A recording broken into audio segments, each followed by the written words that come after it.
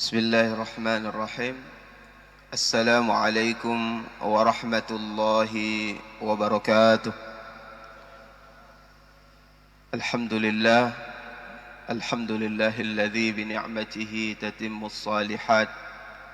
Wassalatu wassalamu ala asyrafil anbiya'i wal mursalin wa ala alihi wa ashabihi ajma'in, amma ba'd.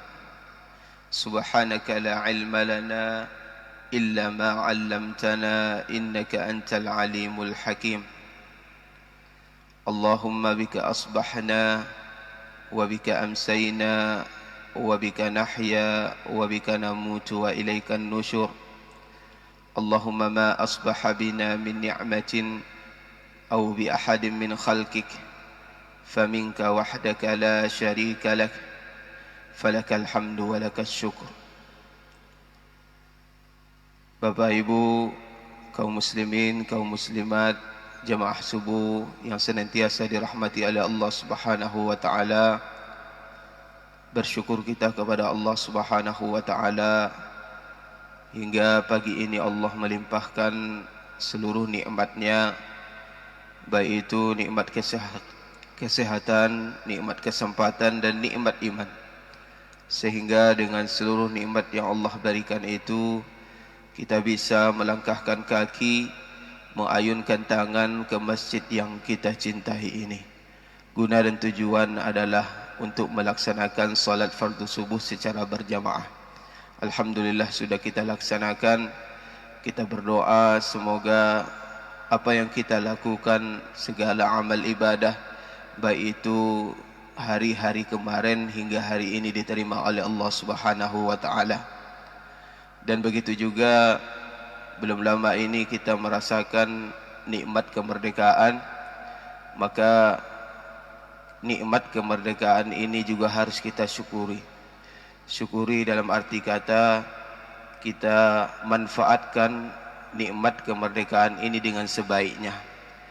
Kalau kita lihat bagaimana orang-orang terdahulu sebelum kemerdekaan Indonesia dan bahkan negara-negara yang masih terjajah dan belum mendapatkan kemerdekaan saat ini, mereka banyak yang kesulitan untuk beribadah, banyak kesulitan untuk menghafal Al-Quran, banyak kesulitan untuk memperlihatkan syiar-syiar agama Islam. Maka mari kita bersyukur dengan nikmat kemerdekaan ini, dengan memanfaatkan, menjadikan kemerdekaan ini sesuai pada tempatnya. Kemudian juga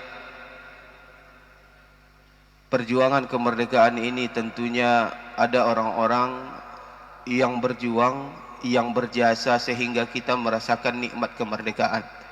Maka tentunya kita tidak lupa berdoa, semoga para pejuang, para pendahulu kita, para ulama-ulama kita yang mereka memperjuangkan kemerdekaan sehingga kita saat ini sudah merasakannya, semoga Allah Subhanahu wa taala menempatkan mereka pada tempat yang terbaik di sisinya. Amin amin ya rabbal alamin. Salawat dan salam tak lupa pula kita kirimkan buat junjungan alam, yakni Nabi besar Muhammad sallallahu alaihi wasallam, dengan ucapan Allahumma salli ala sayyidina Muhammad wa ala ali Muhammad. Kata Rasulullah sallallahu alaihi wasallam, orang yang bakhil kepadaku adalah orang yang ketika disebutkan namaku mereka tidak berselawat kepadaku. Maka mari kita ucapkan Allahumma salli ala sayyidina Muhammad wa ala ali Muhammad. Bapak Ibu yang dirahmati oleh Allah Subhanahu wa taala, pada pagi hari ini insyaallah kita akan membahas sedikit tentang salat berjamaah. Kaum muslimin, kaum muslimat yang dirahmati oleh Allah Subhanahu wa taala, salah satu ibadah yang terkandung di dalamnya ketaatan dan kebersamaan adalah salat berjamaah. Kalau kita lihat bagaimana kita melaksanakan salat berjamaah, itu tidak ada perbedaan di dalamnya. Mau itu dia orang yang berjabatan, mau itu dia orang berkulit hitam, mau itu dia orang berkulit putih, siapapun berhak untuk mendapatkan saf yang pertama. Tidak ada dalam Islam dia sebagai pemimpin harus diletakkan di saf pertama. Tidak ada dalam Islam katakan dia yang berkulit putih diletakkan di saf yang pertama. Tidak. Siapapun yang pantas, siapapun yang pertama kali masuk ke masjid dan dia mengejar keutamaan untuk salat berjamaah, maka tidak ada yang dibedakan di dalam Islam. Maka salah satu ibadah yang mengandung di dalamnya ketaatan, mengikut apa yang diperintahkan oleh Allah dan Rasulullah, kemudian di dalamnya ada kebersamaan. Karena yang dinamakan berjamaah itu tentu harus lebih dari satu orang, imma itu 2 orang, 3 orang. Maka ini di dalamnya ada tergandung kebersamaan. Tetapi Bapak Ibu dirahmati oleh Allah Subhanahu wa taala, saat ini kita lihat banyak orang yang meremehkan tentang salat berjamaah. Dan bahkan kita lihat Bapak Ibu, beberapa masjid, misalnya masjid yang dimana di situ dihinggapi oleh orang-orang musafir misalnya, itu biasanya Bapak Ibu, padahal sudah ada orang yang lebih dahulu masuk masjid kemudian membuat salat berjamaah, tetapi orang yang datang selanjutnya melihat salat berjamaah ini dia tidak mengikuti, dan bahkan dia mencari sudut-sudut masjid supaya dia bisa salat sendiri. Ini kan berarti melanggar daripada apa yang disampaikan oleh Rasulullah tentang keutamaan salat berjamaah. Padahal ketika dia melihat di dalam masjid itu ada orang yang salat berjamaah, maka seharusnya yang dia lakukan bukan menyendiri walaupun dia itu dalam keadaan musafir, tetapi dia harus mengikuti daripada apa yang dilakukan oleh imam atau salat berjamaah yang telah dilaksanakan di dalam masjid itu. Maka oleh sebab itu tentu ini mungkin karena tidak mengetahui bagaimana keutamaan salat berjamaah. Bapak Ibu yang dirahmati oleh Allah Subhanahu wa taala, sebenarnya kalau kita lihat dari ilmu fikih itu para ulama berbeda-beda pendapat tentang hukum salat berjamaah. Ada ulama yang menghukumi salat berjamaah ini dengan hukum fardu kifayah. Fardu kifayah ini kalau sudah ada yang mendirikan maka yang lain gugur. Ini termasuk Imam Syafi'i mengatakan bahwasanya hukum salat berjamaah fardu kifayah. Kemudian ada ulama yang mengatakan hukum salat berjamaah itu adalah fardu ain. Artinya kalau seandainya sudah berdiri salat berjamaah di masjid, kemudian kita tidak mengikuti imam di masjid ataupun kita tidak melaksanakan salat secara berjamaah dimanapun itu, tidak di masjid, maka dianggap salat kita itu tidak dianggap sah. Ini ada ulama yang mengatakan bahwasanya hukum daripada salat berjamaah fardu ain. Kemudian ada lagi yang mengatakan bahwasanya hukum salat berjamaah adalah sunnah muakkadah, sunnah yang dianjurkan oleh Rasulullah sallallahu alaihi wasallam. Dan hukum sunnah muakkadah salat berjamaah ini, inilah yang paling disepakati oleh para ulama. Artinya ketika kita tidak ada uzur, ketika kita tidak ada halangan untuk tidak melaksanakan salat berjamaah, maka hendaklah kita melaksanakan salat berjamaah. Tetapi kalau seandainya kita punya uzur, misalnya ada orang sakit atau misalnya ada kewajiban-kewajiban yang tidak bisa kita tinggalkan, maka kita mendapatkan uzur dan boleh meninggalkan salat berjamaah. Nah, ini dimiliki oleh pendapat Malikiyah. Kemudian ada yang terakhir yang mengatakan salat berjamaah itu adalah salah satu syarat sahnya salat. Salah satu syarat sahnya salat. Artinya Bapak Ibu, kalau seandainya melaksanakan salat sendiri, berarti maknanya salatnya tidak sah. Ini pendapat disampaikan oleh Ibnu Taimiyah. Bapak Ibu dirahmati oleh Allah Subhanahu wa taala, maka oleh sebab itu ulama tidak memiliki satu pendapat dalam hal salat berjamaah. Dan bagaimana kita cara menghadapinya atau cara melihatnya adalah bagaimana ulama-ulama ini menjadikan dalil bagi mereka yang mengatakan bahwasanya salat berjamaah itu dikatakan fardu kifayah, ataupun ada yang mengatakan sunnah muakkadah, ada yang mengatakan bahwasanya itu menjadi syarat sahnya salat. Apa dalil-dalil yang mereka miliki? Ini yang harus kita bahas sebenarnya. Bapak Ibu dirahmati oleh Allah Subhanahu wa taala. Sebelum kita memperlihat dalil-dalil itu, tentu kita kembali lagi apa sebenarnya keutamaan salat berjamaah ini. Di antara keutamaan salat berjamaah yang sering kita dengar dan sering disampaikan oleh para muballigh adalah as-salatu fil jamaah afdalu min salatil fardi bi 27 darajah. Kata Rasulullah sallallahu alaihi wasallam, salat secara berjamaah itu lebih utama daripada salat sendirian dengan pahala melebihi 20 derajat daripada salat sendirian. Ini Bapak Ibu, berarti Rasulullah sallallahu alaihi wasallam menjanjikan yang lebih utama daripada apa yang kita lakukan ketika salat adalah salat berjamaah. Karena sesungguhnya Rasulullah menjanjikan 27 derajat pahala. Dan ada ulama yang menjadikan hadis ini bahwasanya di dalam hadis itu dikatakan afdalu min salatil fardi, lebih utama daripada salat sendirian. Ini menandakan bahwasanya salat sendirian itu bukan menjadi batalnya salat. Artinya salat berjamaah itu bukan menjadi syarat sahnya salat. Karena Rasulullah SAW mengatakan lebih utama daripada salat sendirian. Artinya salat sendirian itu tetap sah, tetapi keutamaan kita tidak dapatkan. Kemudian apa kemuliaan atau keutamaan yang kedua yang kita dapatkan mengerjakan salat berjamaah? Salah satu hadis Rasulullah sallallahu alaihi wasallam,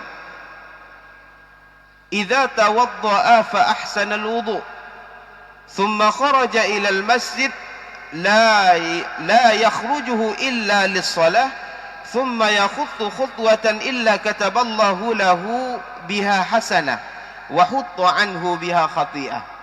Kata Rasulullah sallallahu alaihi wasallam, apabila seorang mukmin itu berwudu, kemudian dia berwudu dengan cara yang terbaik, seperti apa yang diajarkan Rasulullah sallallahu alaihi wasallam, thumma kharaja ilal masjid, kemudian berniat dia untuk keluar dari rumah menuju ke masjid, la yakhrujuhu illa lis-shalah, tidak keluar dia dari rumahnya kecuali berniat untuk melaksanakan salat berjamaah di masjid, illa kataballahu lahu biha hasanah, kecuali Allah tuliskan kepadanya itu kebaikan, wa hutta anhu biha khati'ah, kemudian Allah hapuskan kesalahan darinya. Ini keutamaan orang yang berniat melangkahkan kakinya ke masjid untuk salat berjamaah. Rasulullah sallallahu alaihi wasallam janjikan kepada mereka kebaikan, kemudian Rasulullah sallallahu alaihi wasallam janjikan kepada mereka dihapus akan kesalahan. Siapa yang tidak ingin mengejar kebaikan? Siapa yang tidak ingin dihapuskan kesalahan? Maka salah satu cara untuk mengejar kebaikan, menghapus kesalahan-kesalahan yang kita lakukan adalah dengan cara melangkahkan masjid, melaksanakan salat secara berjamaah di masjid. Kemudian apa kemuliaan yang lain yang dimiliki oleh orang yang salat berjamaah? Wa rajulun qalbuhu mu'allaq bil masajid. Ini tentang hadis Rasulullah sallallahu alaihi wasallam yang mengatakan bahwasanya pada hari kiamat nanti ada orang-orang yang mendapatkan naungan. Ada 7 golongan yang mendapatkan naungan, dan pada hari itu tiada ada naungan kecuali naungan dari Allah Subhanahu wa taala. Dan naungan yang disampaikan oleh Rasulullah SAW salah satunya adalah rajulun mu'allakun bil masajid. Seseorang yang dia itu punya ketergantungan hati dengan masjid. Artinya apa Bapak Ibu? Punya ketergantungan hatinya dengan masjid. Ketika didirikan salat di masjid, dia bergegas untuk melaksanakan salat berjamaah. Maka kalau kita ingin mendapatkan naungan di sisi Allah pada hari kiamat nanti, jadilah kita sebagai hamba Allah yang mencintai masjid, yang terikat hatinya dengan masjid. Dan ini adalah salah satu kemuliaan bagi orang-orang yang melaksanakan salat berjamaah di masjid. Kemudian kita lihat bagaimana sejarah mengatakan bahwasanya sebenarnya tujuan awal daripada didirikan masjid adalah karena didirikannya salat berjamaah di dalamnya. Maka kalau ada masjid tidak didirikan salat berjamaah, ini menjadi pertanyaan.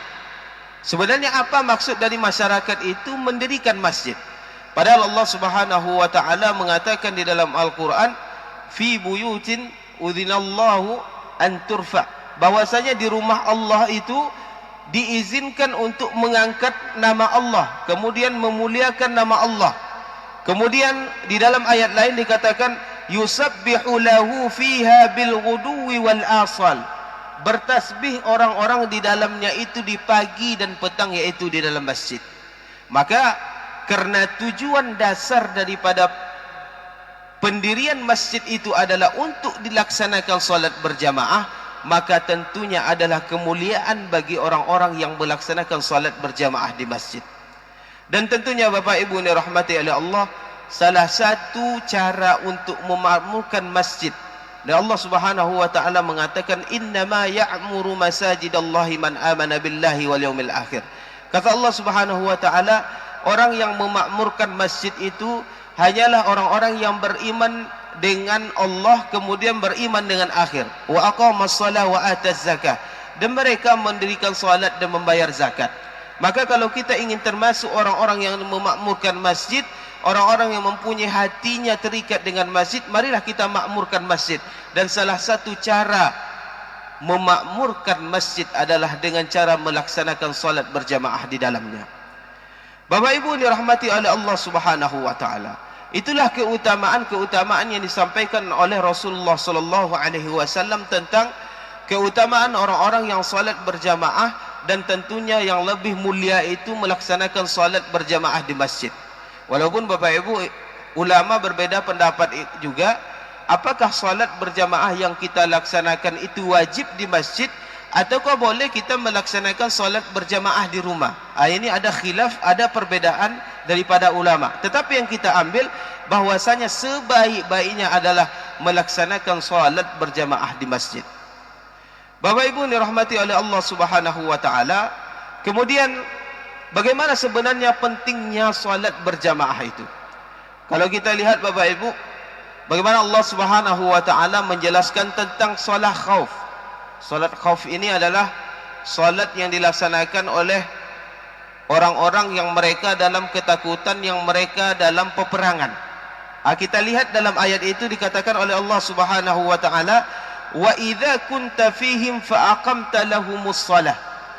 Di dalam salat khauf, di dalam salat orang yang di dalam peperangan, Allah Subhanahu wa taala menganjurkan mereka untuk salat berjamaah, salat secara bersama. Walaupun nanti dalam pelaksanaan salat khauf ini ada jamaah yang lebih didahulukan selesainya, kemudian ada yang terakhir selesainya.